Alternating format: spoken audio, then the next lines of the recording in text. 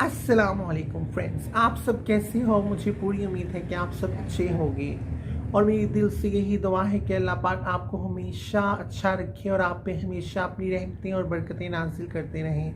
आमीन। फ्रेंड्स, मैं बहुत एनर्जेटिक था क्योंकि मैंने अभी अभी खाना खाया था और मैंने फिर चाय बनाई और फिर मैंने अपनी मॉम को भी, अपनी मदर को भी चाय बना के दी और फिर मैंने कहा कि ना मैं वीडियो बना लेता हूँ, तो मैंने वीडियो बनाना शुरू कर दी। तो फ्रेंड्स, सबसे पहले आज हम बात करेंगे सर्दियों की, क्योंकि सर्दियाँ आ चुकी हैं। ये आपको भी पता है और मुझे भी पता है।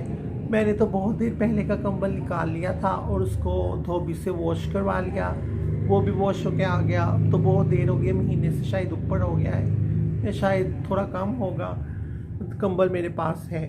तो फ्रेंड्स, मेरी आपसे सबसे पहले, जिस तरह आपको सर्दी लगती है मुझे भी लगती है, इस तरह हर एक इंसान को सर्दी लगती है। तो फ्रेंड्स, मैंने आपसे ये कहना था कि आज से कुछ माह पहले या कुछ दिन पहले, कुछ माह कहेंगे, कुछ माह पहले पाकिस्तान में बहुत ज़्यादा सैलाब आया था, जिसकी वजह से जो सैलाब के लोग थे वो बहुत मुतासिर हुए थे। उनके घर नहीं फिर रहे वो लोग, फिर उनके मवेशी कितने मुतासिर हुए, कितने उनके मवेशी मर गए, उनके घर टूट गए, उनको खाने का प्रॉब्लम है, इतना ज़्यादा उनको प्रॉब्लम है, अभी तक उनको है प्रॉब्लम। क्योंकि हमारे पाकिस्तान में, इसलिए क्योंकि हमारी पाकिस्तान की जो हुकूमत है वो बस अभी जलसों में ही लगी हुई है। कहीं पे जलसे हो रहे हैं, कहीं पे सीटें। मुझे इतना सियासत का नहीं पता, क्योंकि मैं सियासत की इतनी बात ही नहीं करूँगा। मैं बात करूँगा बेसिक जो मैंने करनी है। आपसे जितनी भी इमदाद हो सकती है, आप जितनी भी हेल्प कर सकते हैं, जितनी भी आपकी, जिसे बोलते हैं, कैपेसिटी है, या जितना भी आप अफोर्ड कर लेंगे, या जितना भी आपकी कैपेसिटी है, या जितने आप दे सकते हैं आप दें। क्योंकि सर्दियाँ आ गई हैं। वहाँ पे जितने बच्चे होंगे, बूढ़े होंगे, उन सबको सर्दी लगेगी। अगर उनके पास बिस्तर नहीं होगा तो ये बहुत बुरी बात है। उन्हें सर्दी लगेगी, वो लोग फिर ठंड से बहुत ज़्यादा तकलीफ़ में रहेंगे। तो प्लीज़ आप जितना भी उन्हें सपोर्ट कर सकते हैं करें, फाइनेंशियली जितना भी उन तक बिस्तरे पहुंचा सकते हैं पहुंचाएं। फ्रेंड्स, आज बेसिकली बात यह है कि मैंने आप लोगों से एक बात करनी थी जो मेरे साथ हुआ वाकया। आज से कुछ दिन पहले की बात है कि मैं एक बेकरी में गया। हमारे घर के पास एक बहुत बड़ी बेकरी है, अभी नई ही खुली है। मैं उस बेकरी में गया, मैंने वहाँ से एक बिस्किट परचेज़ किया और मैंने 3 अंडे परचेज़ किए। मैंने 3 अंडे वहाँ से लिए और मैंने कहा ये कितने के आएंगे, तो उन्होंने कहा 105 रुपये के आएंगे, जबकि मेरे पास जो है ना वो सिर्फ 100 रुपया था। तो मेरे पास 100 रुपया था, तो मैंने कहा अच्छा आप ये मुझसे 100 रुपया ले लो और आपने मुझसे ना 5 रुपये बाद में ले लेना। उसने कहा अच्छा ठीक है। उसने मुझसे उधार इसलिए कर लिया क्योंकि मैं उस वहाँ से ना बहुत दफ़ा चीज़ें लेता हूँ और वहाँ पे एकदम मेरी तबीयत भी ख़राब हुई थी, तो इसलिए मैं उन्हें कुछ ज़्यादा ही याद हूँ। तो उन्होंने ना फिर मैंने फिर चीज़ें ली, मैंने काउंटर पे रखी। उन्होंने सारा जो काउंटर पे ना, उनके पास छोटी सी मशीन है, उस मशीन पे उन्होंने ना, छोटी सी मशीन है, वहाँ पे उन्होंने स्कैन किया। तो उससे स्कैन करें ना तो अमाउंट जो है ना वो कंप्यूटर पे सामने आ जाती है। फिर वहाँ पे उन्होंने मुझे बताया कि आप कितने पैसे हो गए हैं। तो उन्होंने ना फिर जाते हुए मुझे एक स्लिप भी दे दी। मैं जब जाने लगा ना तो उन्होंने मुझे कहा ये आप स्लिप भी ले लो। तो मैंने स्लिप ली, तो मैं ना बेकरी से बाहर आया। फिर मेरे दिमाग में एक बात आई। मैंने ना मैंने पहले एक स्लिप को देखा। स्लिप की सबसे ऊपर ना नंबर लिखा हुआ था। वो नंबर ना इस बेकरी का जो ओनर था ना उसका था। मुझे ये बात पता थी क्योंकि हर बेकरी का जो ओनर होता है उसी का ही नंबर होता है स्लिप पर, क्योंकि वो वहाँ का ओनर होता है। तो उसका नंबर था। तो मैंने फिर सोचा मैं इस बेकरी पे मैं भी काम करता हूँ, मुझे भी काम करना शुरू करना चाहिए, क्या पता मैं कर लूँ। तो मैं फिर घर में आया, मैंने फिर ना वो नंबर जल्दी से सेव किया अपने फ़ोन पे। तो मैंने वो सेव किया तो ना मैंने फिर देखा कि नंबर व्हाट्सएप पे है कि नहीं है। फिर वो जो नंबर था वो वाकई में व्हाट्सएप पे था। मैंने व्हाट्सएप पे मैसेज किया, मैंने कहा अंकल आप ना मुझे जॉब दे दें, आप मुझे बेकरी में अपने जॉब दे दें। तो उन्होंने कहा आपको एक्सपीरियंस है। मैंने कहा नहीं मुझे एक्सपीरियंस तो नहीं है, पर इंशाल्लाह जैसे मैं काम करूँगा तो मुझे एक्सपीरियंस हो जाएगा, क्योंकि शुरू से किसी को भी कोई एक्सपीरियंस नहीं होता, आहिस्ता आहिस्ता हर एक को एक्सपीरियंस आता है। तो उन्होंने कहा अच्छा ठीक है। तो उन्होंने कहा अच्छा ठीक है, आप बताओ कि ना आप कहाँ से हो। मैंने कहा मैं आपकी बेकरी के ना पास ही मेरा घर है, तो मैं वहाँ भी रहता हूँ। तो अच्छा, उन्होंने ना कोई जवाब नहीं दिया। तो ये इतना पूछ के ना वो चुप हो गए। फिर उनका 2 दिन बाद मुझे मैसेज आता है और मुझे कहते हैं कि अगर आपने बेकरी पे काम करना है ना तो आप आ जाओ। अच्छा, मैंने रात को मैसेज पढ़ा।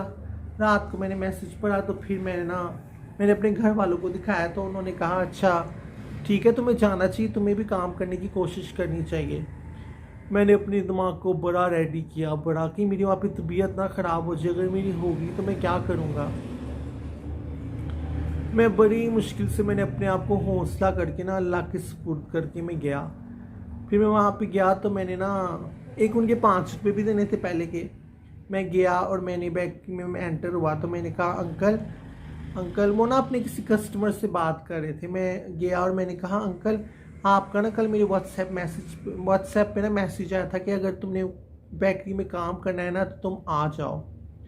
कहते पता है उन्होंने मुझे क्या कहा आगे से, मुझे कहते हैं नहीं हमें तो एक्सपीरियंस लड़के की ज़रूरत है, हमें ऐसी लड़की की ज़रूरत नहीं है जिसे एक्सपीरियंस ना हो, और आपको तो एक्सपीरियंस बिल्कुल भी नहीं है, और हम आपको बार बार बताते रहेंगे, आपको पता नहीं लगेगा। इस तरह अब ना रखने के 100 बहाने, जैसे कहते हैं इसने ना रखना हो उसने फिर 100 बहाने निकाल लेने होते हैं। हालांकि मेरी उनसे पहले बात हो चुकी थी इस पर कि मुझे एक्सपीरियंस नहीं है। तो फिर उन्होंने मुझसे ये पूछा, मुझे नहीं समझ लगी। ये पूछ कहने के बाद ना मुझे कहते आज जॉब आपने करनी है। मैंने कहा हाँ जॉब मैंने करनी है। कहते नहीं हमें एक्सपीरियंस लड़की की ज़रूरत है। मैंने कहा अच्छा अंकल ये 5 रुपये आप पकड़ लें। मैंने कहा नहीं, मैंने आ गई हूँ 5 रुपये किए अपने हाथ से ना जेब से निकाल के उनको पकड़ाए। तो उन्होंने ना पकड़ के रख लिए अपने ना उसमें जहाँ पे वो पैसे रखते हैं, उनका एक बॉक्स है उसमें रखते हैं वो, तो उसमें उन्होंने वो 5 रुपये भी रख लिए। अच्छा, मैं घर आया, मैं पूरी रास्ते सोचता रहा काश मुझे पता होता, मैं कभी भी ना जाता। मुझे इतने वहाँ पे लड़के खड़े हुए थे और उनके सामने अंकल ने मुझे रिजेक्ट कर दिया, मुझे ज़रा नहीं अच्छा लगा ना। फिर मैं घर आया, उनका नंबर तो मेरे पास था व्हाट्सएप का, मैंने उन्हें इस तरह ही मैसेज किया।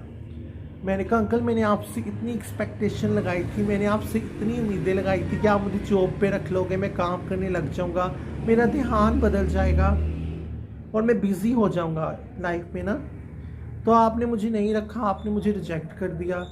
आप मुझे पहले ही बता देते कि नहीं रखना, तो मैंने कौन सी ज़बरदस्ती आपसे कर लेना था। पर आपको ऐसे नहीं करना चाहिए था। पहले आपने मुझे कहा कि तुम आ जाओ और फिर आपने मुझे इस तरह सबके सामने कहा कि नहीं हमें नहीं आपकी ज़रूरत, हमें एक्सपीरियंस लड़की की ज़रूरत है। जबकि आपकी मेरी एक्सपीरियंस की और नॉन एक्सपीरियंस की बात हो चुकी थी। मैंने फिर उनको ना मैसेज किया, उनका ना रात तक कोई जवाब नहीं आया। मुझे ना फिर अच्छा नहीं लगने लगा। मैंने कहा ऐसी बंदा क्या, उनका नहीं, उनकी मर्ज़ी होगी, ज़ाहिर सी बात है बेकरी उनकी है तो मर्ज़ी भी फिर उनकी चलेगी। मैंने ना फिर पता नहीं उन्होंने मैसेज पढ़ा था नहीं पढ़ा था, पर सेंड हो गया था मेरी तरफ से, पर मैंने ना वो जल्दी से डिलीट कर दिया।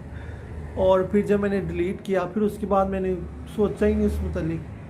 तो फ्रेंड्स प्लीज़ मेरी आपसे रिक्वेस्ट है कभी ऐसा ना करें। अगर आपने किसी को जॉब पे रखना है तो बुलाएं, अदरवाइज़ आप ना बुलाएं। उसे वैसे ही फ़ोन पे मना कर दें कि आप ना आएँ, तो वो ना आए। इस तरह आम सी बेकरी पे आप मुझे रख रहे हो, ये कोई बड़ा कोई प्रोफेशनली बिजनेस है या कोई इस तरह हो ना, फिर भी है चलो इसमें बंदा जाता है, रिजेक्शन होती है या एक्सेप्ट बंदा करता, वो होते हैं ना इंटरव्यू होते हैं कि वो एक्सेप्ट कर लेते हैं कि वो रिजेक्ट कर देते हैं, वो एक अलग बात है। बेकरी में बुलाना है, काम भी बेकरी का कराना है, और इस तरह ना करें। आप उसको फ़ोन पे मना कर दें, इस तरह फिर अगले इंसान की भी दिल आज़ारी नहीं होगी, अगले इंसान का दिल भी नहीं दुखेगा और सारा मामला है वो सही हो जाएगा। बट मुझे वो बहुत दुखा था, मुझे बहुत तकलीफ़ हुई थी कि मुझे इस तरह अंकल ने रिजेक्ट कर दिया।